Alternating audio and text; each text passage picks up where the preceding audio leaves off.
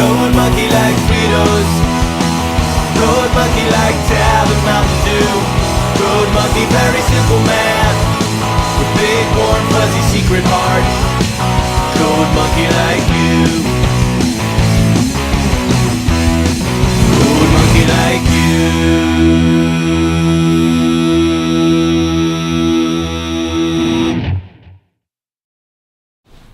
Hey guys, what's up? It's me, the Meteoraptor, and it's still October, so that means I can still review horror movies. Tonight, you guys, I'm taking a look at I really wish I had looked this up before I keep doing this. When am I ever gonna learn? Oh boy. Oh, okay, that's easy. 2009 horror movie. That movie is The Final Destination. Not Final Destination, The Final Destination, as in the fourth installment in the Final Destination franchise. Don't know why I did that. Also, not only is it the fourth installment in the franchise, it's also the worst that I've seen so far. I've seen 3 and 4.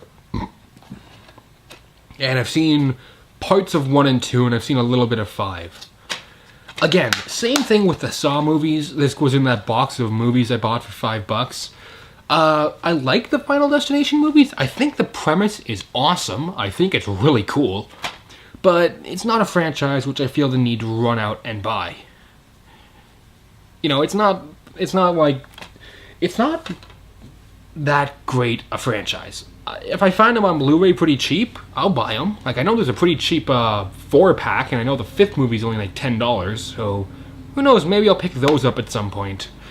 But out of all the ones I've seen, this is definitely the weakest one. And let's talk about why. This ain't gonna be a good one, folks.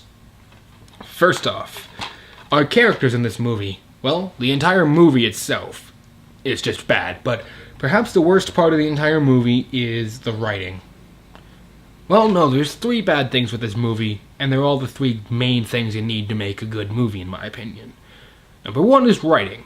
Not only do they change the whole rules of death for, like, literally the 4th time, but they don't follow by any of the rules previously set up.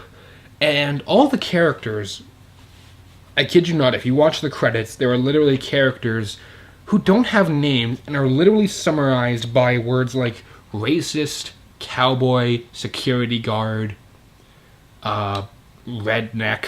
Like, that's how shallow a lot of these characters are. And those are the characters that survive. Okay, the whole premonition thing at the beginning of the movie. Those are the characters we're supposed to follow.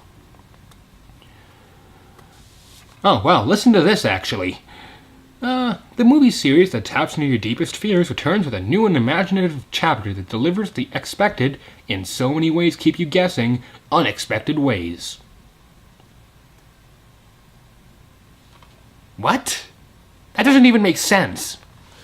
First off, grammatically, that does not make a lot of sense. Second, this movie does not keep you guessing, as all the kills are pretty blunt, actually. It's not like the first movie, or the second movie, or even the third movie, where they kind of hint at what the kills will be, and then towards them, you're kind of like, oh, I know what this is gonna be. And then when they hit, you're like, yep.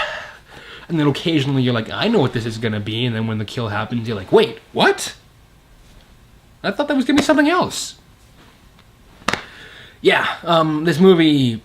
that's another problem with the writing, aside from the fact that we have no characters to care about, and all the dialogue is incredibly stilted and wooden, but that has more to do with acting, and pretty much they keep changing the rules for some odd reason, like they can't decide what they want by the 4th entry of their series.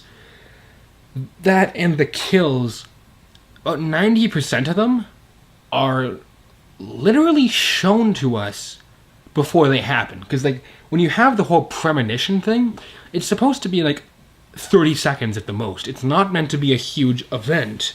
The third one, it was a bit longer than that, but that was because it had more going on. This one, we literally spend 15 minutes almost in an entire scene, and then it turns out we jump back 15 minutes before, and that whole thing we saw was just a premonition.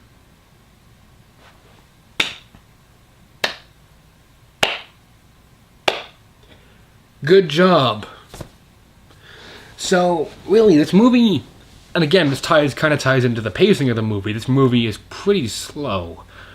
But that's not to say the movie is unwatchable. In fact, I actually kind of enjoyed it. It's a bad movie. It's the worst I've seen so far. But it's at least kind of enjoyable. In its own way. But I'll get to that when I cover if this movie, I can recommend this movie or not. So, what else? The kills, they're just getting, aside from them being completely telegraphed, they're not as interesting as some of the others have been. But I really don't want to spoil that in case you still want to see this movie. So let's move on to acting. I don't recognize any of the actors in this movie. And frankly, I hope none of them ever act again, because no one in this movie can act. I'm just going to leave it at that, because I'm trying to cut down on how long my reviews are. So let's talk about special effects.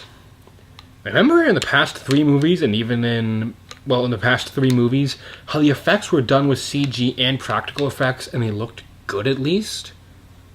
Well, if you're expecting the 4th installment to be like that? Nope. It looks like a Sci-Fi Channel movie.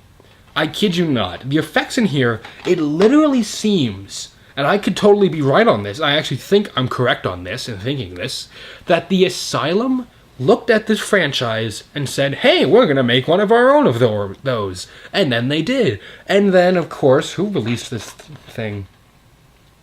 New Line Cinema went, hey, we'll give you $20 if you let us release this movie in theaters. And the Asylum went, okay, that's more money than we make in an entire year. We're rich! Woo!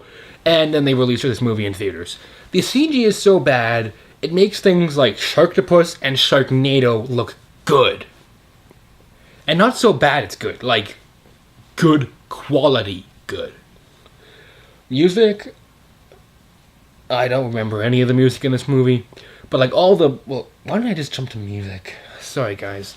But like all the blood, all the body parts, all the kills, like there's one kill when a guy, he gets sucked into a pool, which is like draining the pool, and essentially he's stuck like as it's being pulled down, and all his intestines get pulled out, and the whole thing shoots upwards. It's pretty obvious it was meant to be a 3D effect.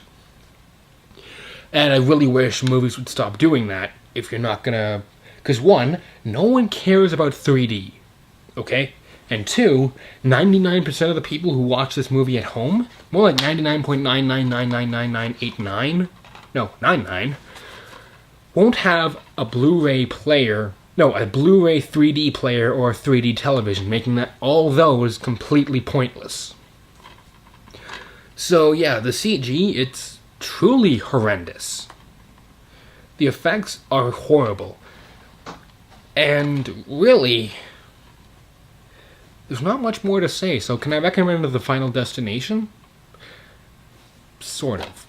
First off, this movie only scores 1 raptor claw out of 4. It's not a good movie by any standards, okay? It's bad, it is poorly made, it's poorly written, poorly acted, poorly executed. But there's something about it that is just still kind of fun. I've heard people saying it's one of the worst horror movies ever made. No, I don't think it is, actually. I've heard people say that it's an absolute bore and a waste of time. While it's bad, I didn't find myself bored ever during the movie, so I have to give credit there. And if you like the Final Destination movies, good chance you've already seen it. And if you haven't, go check out the other ones first. And if you like 1 to 3, maybe skip 4 and go right to 5. But hey, what do I know? That's just my opinion. But don't take my word for it. Go check it out yourself. Or probably don't this time. But until next time, guys, this is the Meteor Raptor saying keep cool, and I'll see all you dino dudes around. Later.